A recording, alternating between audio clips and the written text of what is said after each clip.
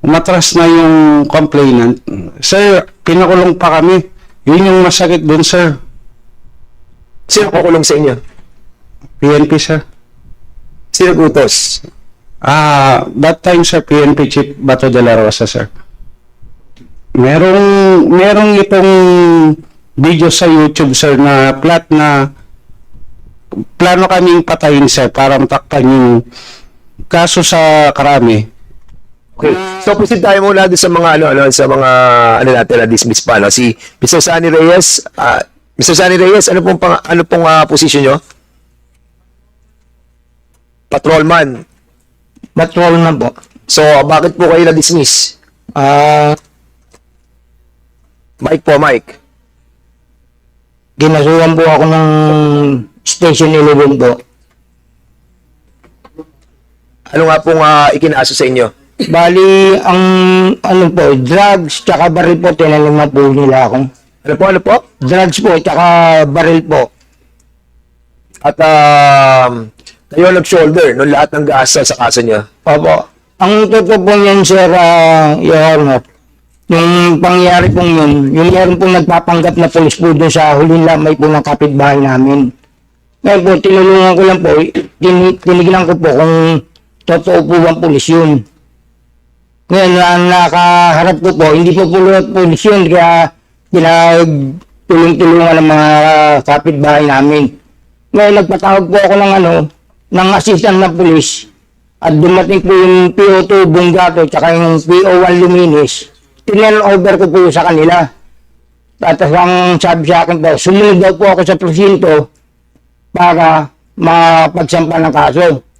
Pero pagdating po namin sa presinto sa Police Station 11 ng Quezon City, kami na po ang binaliktad, kinulong na po kami, napag-alaman po namin na yung taong yun po, asset po ng Police Station 11 ng Galas, Quezon City po. Ang masakit po nga po niyan, pati po yung mga anak ko, dinamay po nila. Apat po kami nakulong na mag-ama. Na sinasabi nila yung acid daw pong yun, binaligtad kami, na hinold up po daw po namin dun sa aming lugar. Ginawan po nila ako ng senaryo. Okay, so, okay. So, nakulong po kayo nung 2016, 2017? Kailan po? 2017 po. 2017. Opo. Ha? Case was filed against you. Opo. Sino nag-file? Bali yung Station 11 po. Oh, yung police. Opo. Na sinasabi mo na Na tinaniman po nila ako. At okay. dinamay pa po yung mga anak ko. Pinakulong din po nila. Magkakasama po kami nakulong ng mga anak ko. Ilan ang anak mo na nakulong with you? Bali, 3 po. So, 4 kayo nakakulong. Opo. Kinasuhan naman po sila ng robbery hold up po. Tsaka yung kinaso sa And kanila. during all this time na nakakulong po kayo, with all these allegations that you have mentioned, lahat ng ginasos niyo sa kaso ay sagot po ninyo. Opo. Sige po. At, Pero po na-dismiss na lang naman po lahat ng pinatong nila sa aking kaso. administrative. Unfailed po ako. Administrative po, doon po ako na-dismiss po. Okay. Alright. So, yung criminal, dismiss. Opo. Yung mga mahirap no? Na mga sitwasyon talaga that nakakaawa yung ating mga pulis na. For example, sabihin natin na hindi sila talaga involved. Tapos ginawa nila yung kanilang tungkulin. At nagkaroon ng ganitong polisiya na this was implemented and then it happened. So, wala silang biktima sila. So, wala silang perang panggol sa sarili nila. Naapektuhan siya at ang pamilya niya, karir niya, reputasyon, dignidad. Yun ang nakakalungkot sa nangyari sa atin. But, yun nga. But Mr. Chair, yeah. if I'm not mistaken, ang naalala ko, sa regional level, meron silang legal officer. But the problem is, the numerous cases, hindi kayang i-handle ng legal office ng regional office yung cases ng mga police.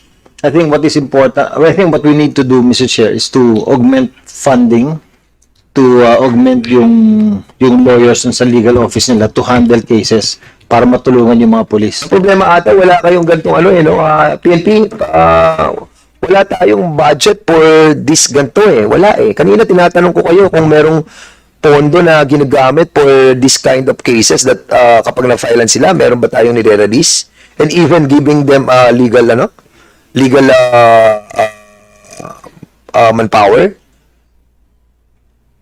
Like we mentioned earlier, sir, the PNP legal assistance extended to PNP personnel facing are those cases that falls under the service connected cases only, sir. But if they will be facing a case that is separate or outside of the official performance of the duty, sir, Yeah. they will be the one to shoulder the legal representation, sir. Tama yun. Kasi this one, hindi siya, kaya nga kanina sabi natin, categorize Yung mga 195 na natanggal at 398 na may kaso, i-categorize natin para at least alam natin kung sino yung mga tutulungan talaga. Diba? So, submit to us, ASAP, para at least alam yung pondo na hilingin natin kay Speaker for that purpose. Kasi ang pangako sa atin ni Speaker that he will be helping yung mga kasong legitimate during operation. And even yung mga na-dismiss will be helping them. But, of course, kailangan legitimate at talagang biktima sila ng war on drugs as well. Sige, Congressman Caraps, and then we'll be proceeding doon sa dalawang victim pa at saka doon sa pamilya. Okay. Ano lang po, just a short interjection with regards to the legal problem in the organization of the PNP. Kasi ganito po, cases filed against police officers in line of duty, dapat police talaga yon. Okay? But, for example, in the case that was mentioned by Reyes, that is not in line of duty. Now, pag wala sang lawyer, doon sa sapaw. Diba? Kung wala kang lawyer, doon ka sapaw. But, still, kung gusto ko lang balikan yung question of the legal problem, services in the PNP, ang problema kasi, Mr. Chairman, ganito po yon. We have discussed it several times even in the previous congresses. No? Ang problema kasi, for example, if I am a lawyer, instead of entering the services to the PNP, I'd rather apply for the PAO. Kasi mas malaki pong sahod sa PAO kumpara mo sa police na abogado that will be assigned sa IAS. Yan pong reality. Diba? For example, lawyer ka. Pag pumasok ka sa police with all those requirements and qualification, qualified ka na, you have fulfilled all those requirements. What is your rank? Major, di ba? O kapitan? Kapitan, di ba? First entry is police captain ka. Now, magkano sahod ng police captain? Ngayon, less than 100,000, di ba? Oh, less than 100,000. But, if I am a lawyer, I'd rather apply for the PAO than the police. Kasi, mas malaking sahod ng lawyers yung entry sa PAO kaysa sa police. Kaya yun yung isang problema dyan ng talagang sa police. We cannot hire as much as we want lawyers for the police kasi napakababa po ng sahod. Kasi first entry mo, kapitan ka, what is the salary of the police captain, yun po yung sahod mo. Yun talagang problema. Now, kaya siguro, you have to study the local government code, same time yung PNP law, na yung IAS, kung gusto nating suportahan ng todo, pwede naman yun, but ang salary grade siguro, patasin natin, para mas maraming abogado na papasok dun sa police, not entering the police service, but dun sa legal ng police, no? Dun sa IAS. Yun yung pong pwedeng maging remedyo. But as of now, kaya yan ang hinarap natin dahil kahit lagyan pa yan natin ng malaking punto dyan. Still, the question is the scarcity of lawyers within the police organization. Yun yung problema talaga dyan. And of course, siguro talagang dapat manawagan din tayo dito sa counterpart natin, no, sa Senate. because in here, sa atin po sa Kongreso, yung House Bill number 6509, pending pa to sa Senate yung pre-legal assistance to uniformed personnel. We approved this with the Committee on Justice.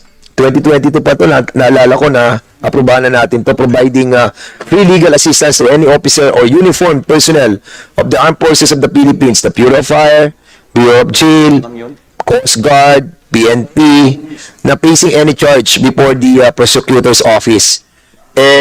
Sana po ma-aprobahan na sa Senado to. Congressman Charon, please. I was just saying, Mr. Chairman, na yung mga abogadong pumapasok din sa ating government like sa PNP, hindi po sila nag-litigate. Nandun lang sila as in an advisory or rendering legal opinion. Yun po ang trabaho ng mga lawyers sa government offices. Yung nag-litigate talaga, yung pumupunta sa yung mga abogadong nandyan sa PAO at saka yung private lawyers. Yung mga nasa nasa government. If I am not mistaken, hindi po sila nag-litigate unless they ask permission from the chief of the office na mag-engage in legal practice of the profession. I don't know if that is correct. Please reply on that General Pajardo. Sir, for for proper context po, sir. Yung mga PNP lawyers po natin, sir, ay nare-represent po yung mga pulis natin na kakasuhan. Yan po yung sinasabi po natin na applicable doon sa mga service-connected cases. Just like the binanggit po, sir, ni Congressman Gomez, sir, na may mga subject ng police operations na nagka-countercharge sa police, yun po ay nare-represent po ng ating mga PNP lawyers. At marami na po silang cases won in favor po ng mga pulis nating nakakasuhan, sir. Chair, so it is just clear na kulang talaga ang mga pulis sa PNP kasi it's not happening in the provinces. Ang daming policemen, when I was still in the private practice, pupunta sa private lawyer. At meron namang IBP na sinasabing yung the officio na nagre-render po tayo ng serbisyo na walang bayad. So yun ang ginagawa ng mga abogadong private kasi yung mga pulis napakarami. Walang nag-a-attend ng mga abogadong tiga PNP na nag-a-attend ng kanilang kaso sa korte or sa fiscal's office. So yun po nangyayari sa ground. Hindi ko alam kung asan yung merong maraming abogado sa PNP. Mr. Chair, Sir, Congressman Goma. I just want to find out if do we already have an approved bill in augmenting yung legal services ng PNP? Yeah, I just mentioned that we have already approved Committee on Public Order and also Committee on Justice. House Bill number... Approve on third reading, Mr. Chair? Yeah, okay. Pending in Senate? Yes. Pending in Senate? Pending in the Senate. Yeah. Legal assistance for the PNP. Pending kasi sa kanila. Anyways, proceed muna tayo doon sana tapusin natin itong si Jason Ibe. Mr. Jason Ibe, ikaw naman, bakit ka na-dismiss? Sir, yung sa amin, sir, kami yung 7 police na pinag-push up ni former PNP Chief Bato de la Rosa sa Angeles City Police Office, sir. Kami yung... Ba't yung pinag-push up? Ang naging kaso namin, sir, is meron kaming hinuling Koreano sa Friendship Plaza, sir, sa Angeles City Police Station 5. Tapos, sir, dahil sumunod kami sa utos ng ng COP, pinalaro niya yung dapat sanang ma-file na kaso. Naging robbery extortion, sir, yung kaso.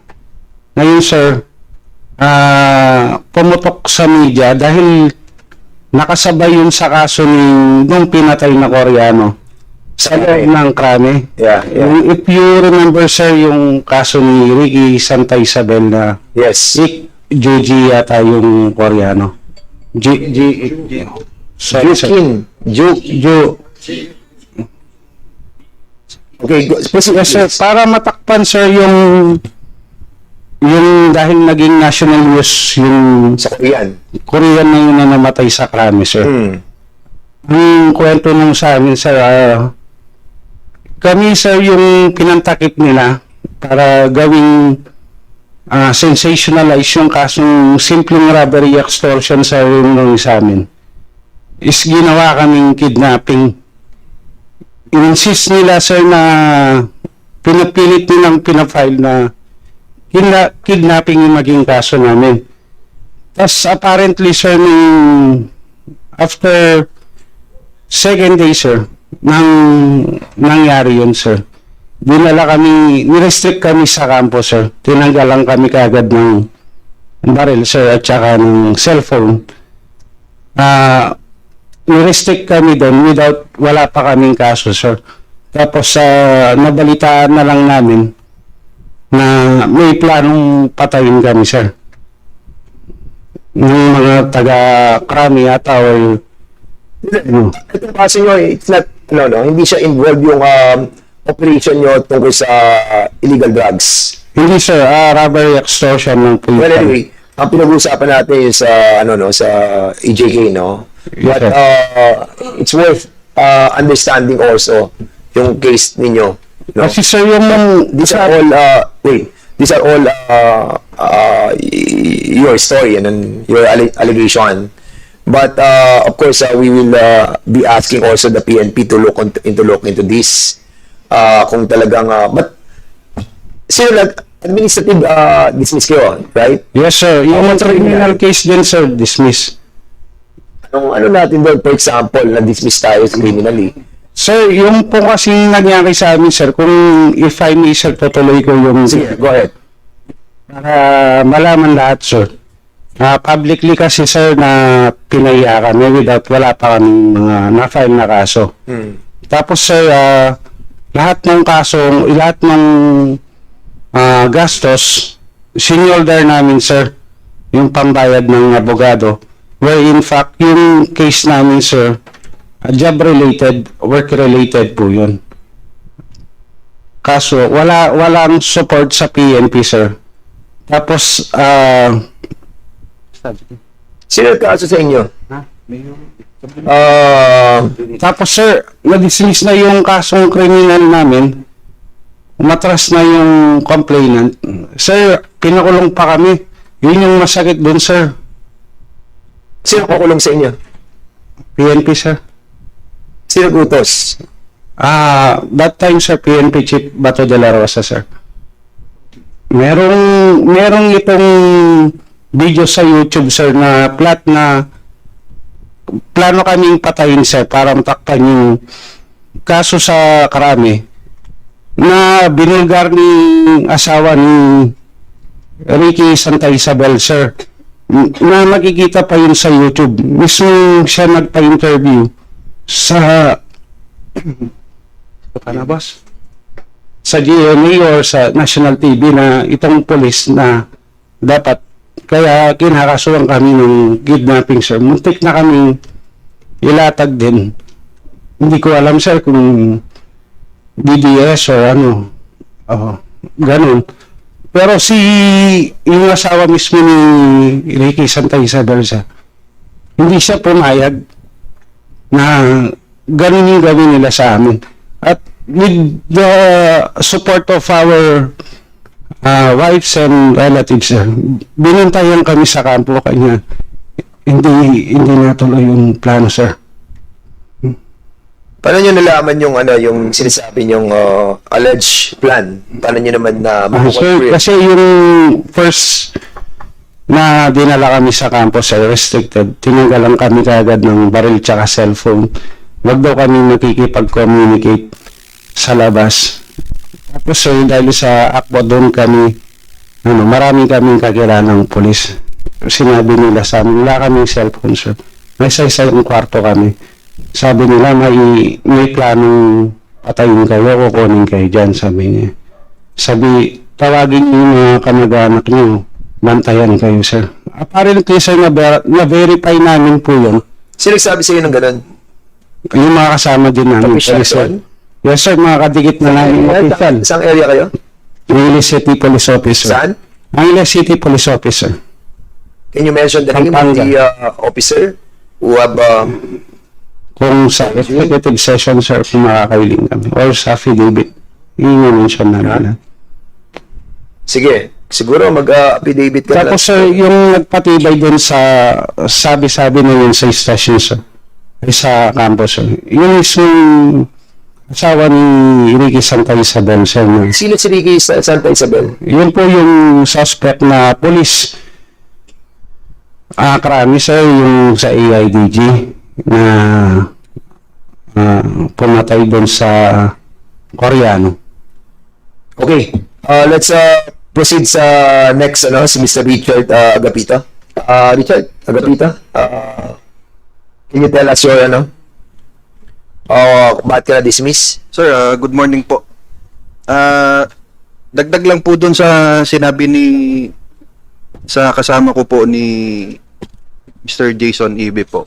Yun nga sir, yung humiliate po kami in public without wala pa pong naka-file na. Kasama mo si Jason? Yes sir. Magkakasama kayo? Pito po kami sir na yung pulis sa Angeles. Na public humiliate po kami and yun nga po, wala pang naka-file na kaso. Okay. Thank you so much, Mr. Richard Agapito. Yes sir, thank you po. Ito namang biktima, kasi we're running out of time. Hanggang 12 lang po tayo.